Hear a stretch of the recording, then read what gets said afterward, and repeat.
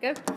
Okay, first question, fairly easy. For those people who aren't in the know, can you introduce yourself and the Smart Doll? Okay, so my name is Danny Choo, born and raised in the UK, and I discovered Japanese culture through the Sega Mega Drive, and I wanted to know more about this mysterious machine. So I went to the Japan Center actually to like get more mags and stuff, and I discovered lots of things like idols and like manga and like variety shows.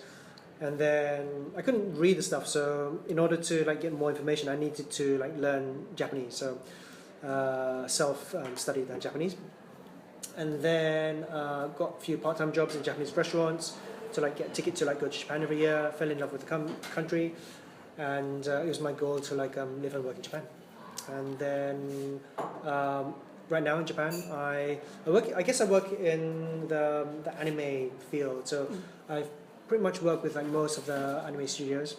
I do lots of MC work as well, and I also work for the Japanese government. I do stuff for the Ministry of Economy, Trade and Industry, and also an advisor for the Japanese cabinet on all things they call Cool Japan, just like Cool Britannia. Yeah. They've got like Cool Japan over there. And then also we do stuff which enlightens and inspires through Japanese culture. So we've got the blog, and then we've got the TV show, and then now we've got the products which are called Smart Doll. Okay.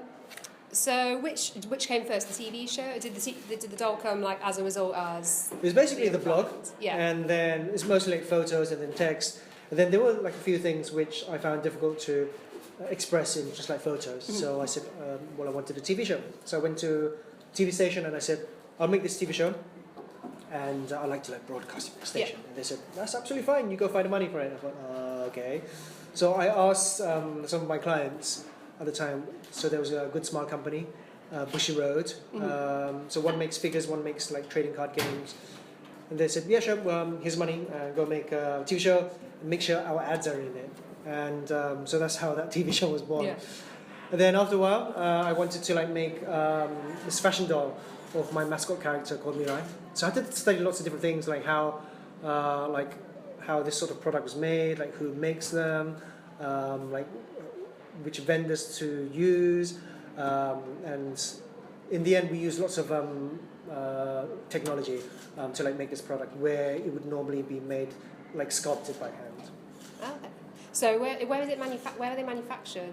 In Tokyo. Okay. And so in different parts of Tokyo. So you've got this it's like this outer shell, like skin part. So that's done in Tokyo, Katsushika. So Katsushika is a place in Tokyo where all the Japanese like hobby companies, they make toys. They gathered like after the war to like make like a bunch of toys basically. And then there's a frame inside, like a skeleton, and that's made in Yamagata. Oh right. Yeah. Oh, so it's all made in Tokyo or Japan. It's very good. Yeah. So what kind of people buy smart dolls? Is it mostly men, women, or is it a complete mixed bag? It's a mixed bag actually. So we've got like folks who are. So this is one lady, for example. She does like lots of props for like Star Wars and movies and so on and so on. We've got like architects. We've got like bloggers, vloggers, like people who study Japanese. Folks who stand out in particular are like business owners. And I think one of the reasons is because they read my dialogue on like starting a business. Yeah. And the process that goes into like making this, and I think they related to my story. So lots of business owners actually own a smart doll. Oh, okay. That's not what I expected is the answer at all. So what tips would you give to someone looking to start their own business, either in the UK or Tokyo or elsewhere? Yeah. I think for folks starting a business, it's important to, I think running a business in different countries, there's lots of different like factors, like there's like taxes, there's like what sort of things people buy, there's like temperature, and so on and so on. But I think folks should look back at actually human instincts. So once you know human instincts, then you have the tools to help you like make the sort of decisions that you need to like run a career, run a business. So for humans, we've got like survival instincts. They're built into us. Like many moons ago, we used those survival instincts to like outrun dinosaurs or whatever, like hide from them, and they were great. They helped us prevented us from taking risks that would put our lives in danger, basically. But those survival instincts stayed with us through modern day, and now those hardwired human instincts is actually more of a harm to us. So when we want to take a business risk or take a risk, okay, I'm going to leave this job and go and do something on my own, do a startup or whatever. Those human instincts, they take effect, they take over, and they prevent us from doing something that puts our lives in danger. So once we know that, then we can we know that, okay, it's not me that wants to not take this risk, it's my hardwired body.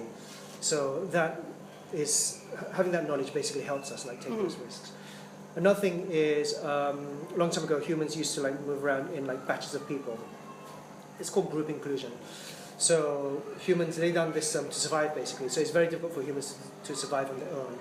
So they hunted in packs of people. They cooked as well in packs of people, and they wanted to belong to a group, basically. And these days, those human instincts are more of a harm to us because we so much want to belong to a group. We care too much about what other people think of us, basically. And because we care too much about what other people think of us, we don't want to do things which we really want to do. Because we care too much about what other people think about us. Okay, I like anime, but I have to keep it secret. That sort of thing. So once we understand these basic human instincts, we know that we are hardwired, and that we can rewire ourselves to make the decisions and take the risks necessary to run a business. So you have to be quite brave in a lot of ways. Yeah, definitely. But also always understanding that it's this human nature that's inherently built inside you, and that it's there, but you can rewire yourself. Like the way when you learn how to drive a car for the first time, you've got these synapses, and they start to form a particular pattern. They get closer to each other, so that it becomes natural instinct for when you drive. And so through the power of thought, you can rewire your brain to be very focused and to learn how to take risks, and to basically get what you want in life. Right. So do you think Mirai Suryanaga might make an appearance at the Olympics? I am actually talking to I've cheated a little bit because I do work for the government. Oh yeah. I've pulled some strings, and soon you will see some Olympic versions of Mirai. Oh, exciting! I'm hoping to go to Tokyo for the Olympics, really? So I shall keep an eye out. Are people selling tickets for the Olympics right now? No, but I'm planning to go do a week in Tokyo, then just go travelling around Japan. My boyfriend's never been, so we're going to have figured the Olympics was the best time to go. Can you just tell me a little bit more about the Culture Japan TV show? Okay, so Culture Japan, again, it was something that I wanted to express more visually and I guess visually. I can go and take pictures of a Japanese festival like Matsuri, but you can't really see the movement and them dancing around, and you can't really feel the atmosphere. So I wanted to make this TV show. So we've done 2 seasons. And then I got busy with these girls, so we haven't really continued. I have shot half of season 3, okay. But it's kind of on the back burner right now. And is you able to watch it online? Yeah, so it depends on the country. So in Asia, it's broadcast on certain terrestrial TV stations. Some is on cable. But I stick it on YouTube afterwards. Okay, anyway. right. I shall put a link in the link to the interview. Okay. Can I just ask? Is that a wig on the doll, or is it? It is, yeah. It's a wig. I don't like calling them wigs because it has connotations of bald people wearing them. I call them hairstyles. Yeah. But yeah, it's basically you've got this head cap, and it's got this hair sewn into it. Yeah. And so presumably on the website you can buy certain clothing or hairstyles, and customise it. Okay. Yep. And what's the starting price for those? So on the web, I don't know what's in pounds, but at Hybrid Japan we're selling them for £430. Okay. We've sold half of them in half a day. So that's good. yeah. So yeah, so for £30, and you get like a full set of apparel with them as Yeah. well. But online they cost a little bit more. Yeah. And but we have like a constant availability. And so this time we had to be very selective as to like what we brought over. But you can pretty much get everything online. Okay, brilliant. And last question, where would you recommend tourists go to visit in Japan or Tokyo? I imagine you know the area quite well. Are there any must-visit places? So I do recommend a visit to Mirai Store Tokyo. Okay. That's actually our store. Yeah. It's in Gotanda, which is only a few stops from Harajuku on the Yamanote line.